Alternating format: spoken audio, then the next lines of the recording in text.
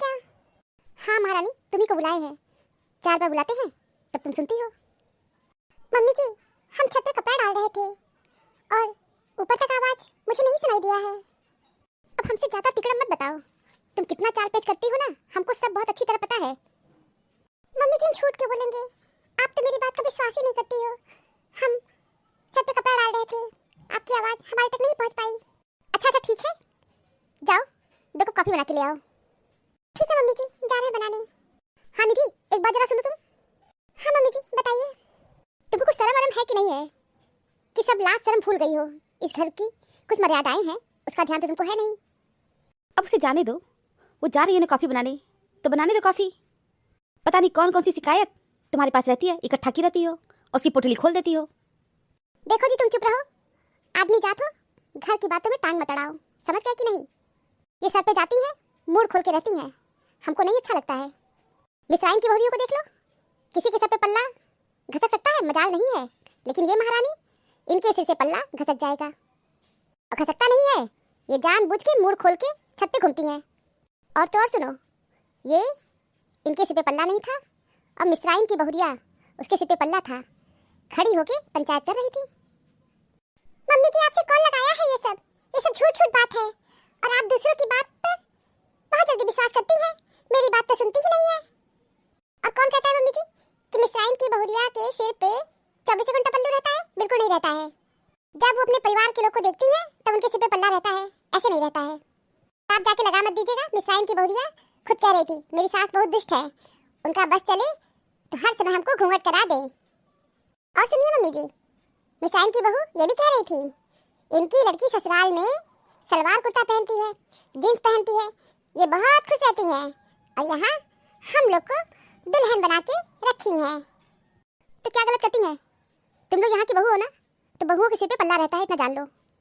तुम मेरी बात का जवाब दो, तुम्हारे सिर से पल्लू क्यों खसकता है? अब मम्मी जी, मैं सर पे पल्ला हमेशा रखती हूँ, देखिए अभी भी मेरे सर पे पल्ला है। हाँ, हो सकता है कपड़ा डालते वक्त या काम करते वक्त मेरे सिर से पल्लू खसक गया हो। विक्की की मम्मी, हम तो तुमसे वास्तव में परेशान हो गए हैं। तुम बेवजह बातें कर रही हो, प्लीज़ चुप हो जाओ। और हमको अच्छा नहीं लग रहा है सब फालतू की बातें। निधि, जाओ बहू, तुम कॉफ़ी बनाओ, तुम्हारी सास का दिमाग ख़राब हो गया है। तुम खड़ी रहोगी ना, तुमसे ऐसे ही फालतू बातें ये करेंगी।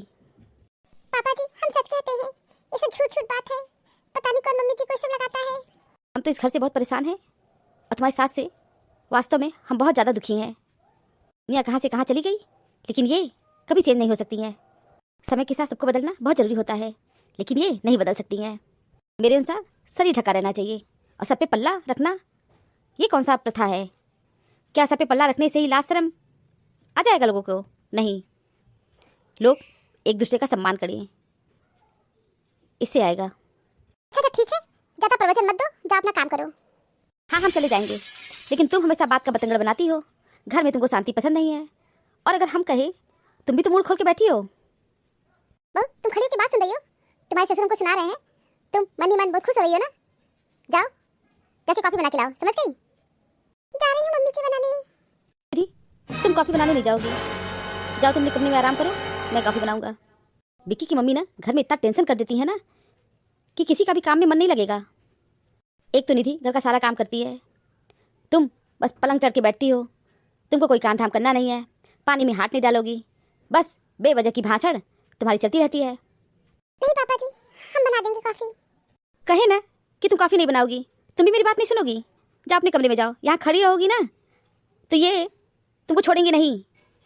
इनके पास और भी बहुत सारी बातें होंगी, क्योंकि ये शुरू हो जाती हैं तो चुप होने का नाम नहीं लेती हैं। जाओ अपने कमरे में जाओ। हाँ हाँ जाओ, किचन में चौका बासन सब करो, क्योंकि तुम मेहरापंती का काम करोगे। अपना मुंह बंद रखोगी तुम चुप रहो। तुम्हें नहीं लगता है तुम जरूरत से ज़्यादा बोलती हो? कितनी बार कहे हैं आदमी जात हो किचन में मत घुसा करो, हमको नहीं अच्छा लगता है। तुमको भी हम कितनी बार समझाए हैं कि तुम बहू के पीछे मत पड़ा करो, लेकिन तुम बहू के पीछे हाथ धोके नहीं बल्कि नहा धोके पड़ जाती हो। काम करो, निधि के साड़ी में तुम फेविकोल लगा दो और उसको सिर से चिपका दो, क्योंकि फेविकोल के जोड़ कभी टूटते नहीं है। मतलब हद है, तुम अज्ञानता की बातें कर रही हो। दुनिया कहाँ से कहाँ पहुँच गई, अभी भी तुम अपना गंवारपन छोड़ नहीं रही हो। मॉडर्न बन के रहोगी, अब बहू को गंवार बना के रखी हो। हमको तो बिल्कुल नहीं पसंद है कि बहू साड़ी पहने, सलवार कुर्ता बहुत अच्छा ड्रेस होता है। लेकिन तुम्हारी वजह से हम उसको कह नहीं पाते हैं, क्योंकि कह देंगे तुमको तनिक भी अच्छा नहीं लगेगा। तुम घर में कला कलेश करना शुरू कर दोगी। हर लोग चेंज हो रहे हैं, लेकिन तुम चेंज होने का नाम नहीं ले रही हो। परिवर्तन बहुत ज़रूरी होता है। हम लोग अपनी बहू की खुशियों का ध्यान नहीं रखेंगे तो क्या पड़ोसी और रिश्तेदार वो ध्यान देने आएंगे? ध्यान तो दे रहे हैं, अब किस तरह ध्यान दिया जाता है? खा रही हैं, पी रही हैं, अच्छे घर में है, किस चीज़ की कमी है इस घर में? बहुत बड़ी कमी है इस घर में, मानसिक सुकून की। इस घर में मानसिक सुकून नहीं है, इसी को कहते हैं मानसिक अशांति। अशांति तुम मचाती हो। अच्छा ठीक है, तुम्हारा भी भाषण शुरू हो गया। जाओ कॉफी बना के ले आओ। तो जा ही रहते कॉफी बनाने, और बनाएंगे भी। तुम्हारी 4 बात भी सुनेंगे। पति हैं, कितना इज्जत कर रही हो ना, पता है हमको। ये बिक्की के पापा भी ना शुरू हो जाते हैं तो चुप होने का नाम ही नहीं लेते हैं। मम्मी मम्मी वैशाली, ये तुम्हारी दशा क्या हो गया बेटा? कुछ नहीं मम्मी, कुछ नहीं। क्यों? तुम्हें ये चोट कैसे लगी है और तुम्हारा चेहरा बहुत उतरा हुआ है? बताओ ना वैशाली, क्या हुआ? कहे ना मम्मी, कुछ भी नहीं। वैशाली, ये तुम्हारी दशा? बिटिया क्या हो गया तुमको? कुछ नहीं पापा, मैं ठीक हूँ, मैं चोट लग गया है। बिटिया कैसे चोट लग गया तुमको? और कोई प्रॉब्लम हुई क्या? बताओ ना, तुम मुझे बहुत परेशान भी दिख रही हो। नहीं पापा, कुछ भी नहीं, सब ठीक है। कुछ ठीक नहीं है वैशाली, मुझे साफ साफ बताओ, आखिर तुम्हारे साथ हुआ क्या है? बताओ बेटिया। कुछ नहीं मम्मी, क्या बताना? अब ऐसे घर में मेरी शादी की हो तो किसको दोष दे अब? बेटिया शादी तो तुम्हारी मैं अच्छे घर में की हूँ, लड़का गवर्नमेंट जॉब करता है और इतना दान दहेज भी तो दिए हैं, क्या नहीं दिए हैं? पूरा घर भर दिए थे। साली बताओ बेटा, क्या हो गया? कुछ नहीं पापा, एक दिन मैं सूट पहन ली और मैं मार्केट जाना चाह रही थी। उसी समय मेरी सास मुझे देख ली, बोली तुमको सूट नहीं पहनना है, तुमको साड़ी ही पहनना है। मैं बोली सूट में क्या प्रॉब्लम है, मैं मार्केट ही तो पहन के जा रही हूँ, घर में तो मैं साड़ी ही पहनती हूँ और जल्दी आ जाऊंगी। फिर क्या था, वो सारी बातें जाके तुरंत मेरे हस्बैंड से कह दी। मेरे हस्बैंड तिलमिलाते हुए आ गए, बोले मम्मी कह रही है ना कि सूट पहनना नहीं है तो सूट क्यों पहनी तुम? तो पापा मैं भी बहस करने लगी कि सूट में क्या दिक्कत है और सूट पहन के मैं मार्केट ही तो जा रही हूँ। लेकिन नहीं, वो भी कुछ सुनने को तैयार नहीं थे। तो मैं बोली नहीं, मैं साड़ी नहीं पहनूंगी, मैं सूट पहन के ही जाऊंगी। फिर मैं बाहर ही निकल ही रही थी, मेरे हस्बैंड मारे तो नहीं लेकिन मुझे ढकेल दिए। मुझे जब ढकेले तो बेड से ही मुझे चोट लग गया। अच्छा तुमको मारे नहीं है, तुमको बस ढकेले हैं। तुम्हारा दिमाग खराब है क्या? ढकेलना भी मारपीट का एक हिस्सा ही होता है। वो राक्षस आदमी इस तरीके से ढकेला है कि देखो उसको कितनी चोट लग गई है। हाँ हाँ, हम भी यही कह रहे हैं। हम ये नहीं कह रहे हैं कि इसके पति बहुत अच्छा काम किए हैं, इस तरह ढकेले कस के कि इसको चोट लग गई।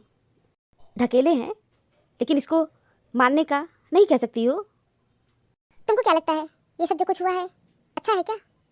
नहीं, मैं इसको बिल्कुल भी ठीक नहीं कहूँगा, ये गलत है। मेरी बेटी अगर सूट पहन भी ली तो ये कौन सा गलत काम करती? मैं अभी उस राक्षस आदमी से बात करती हूँ ना, उसे तमीज तो मैं सिखाऊंगी। अभी रहने दो, इतने गुस्से में तुम भी बात मत करो, बाद में बात कर लेना। हमारी मेक नहीं सुनेंगे, मैं उसे अभी ठीक करती हूँ। हेलो दामाद जी। हाँ मम्मी जी बताइए। ये बताओ तुम इंसान हो कि जानवर? आप ये कैसी बात कर रही हैं? मुझे जैसी बात करनी चाहिए वैसी ही बात कर रही हूँ ना।